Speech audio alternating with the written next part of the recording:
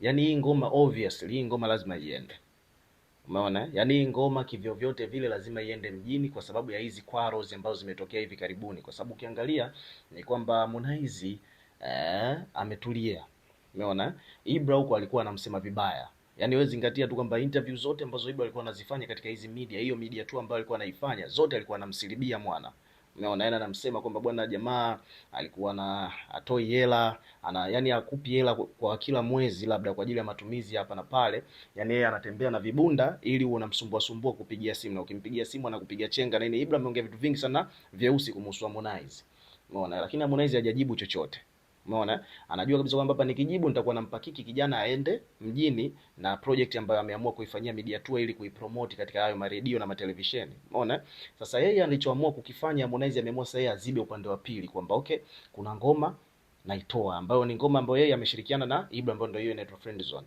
Umeona, which ni strategy ambayo Harmonize ameamua kuitumia ili kazi zake ziende. Anatengeneza attention kwa ajili ya kuja kuachia album, kwa sababu hata ukiangalia jinsi alivyopost Instagram, ameandika kuhusiana na hiyo ngoma, akasema kwamba mziki unakuja kwanza kabla ya mengine yote, kwamba anajua kabisa kwamba sasa hivi kuna vuguvugu la maneno ya chini chini kumhusu yeye na Ibra, kwamba Ibra amekuwa akimsema, lakini still yeye ameamua kutanguliza kwanza mziki kuliko hayo mengine ambayo watu wanayozungumzia. Hii project inaonyesha kwamba walisharekodigi kitambo, kipindi bado wako kwenye good terms, kipindi bado hawajatibuana, kipindi bado hawajagombana, unaelewa, kipindi ambacho bado hata huyu Ibra hajatoka Konde Gang. Hii ngoma ilikuwa isharekodiwa, na kwa mujibu wa hawa wasanii, msanii kama Harmonize atakuwa na ngoma hata 100 ndani, umeona. Lakini kwa nini ameamua kutoa hii ambayo amefanya na Ibra?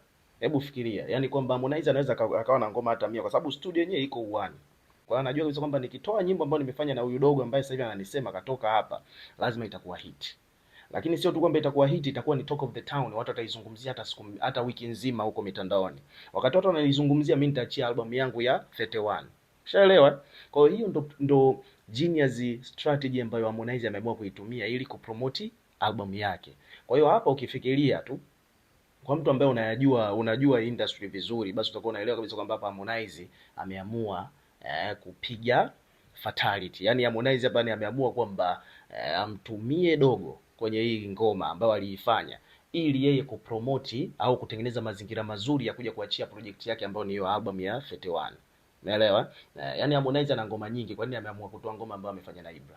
Ana ngoma karibu 90, obviously lazima atakuwa na ngoma nyingi tu ndani. Jamaa anaandika kila siku yule. Kwa hiyo which ni kitu kizuri. Yaani hiyo wala sio eti kwamba eti bwana dhambi sijui kesi au vipi, hapana. Yaani hapa nini, kila mtu anamtumia mwenzie kwa vile ambavyo yeye anavyo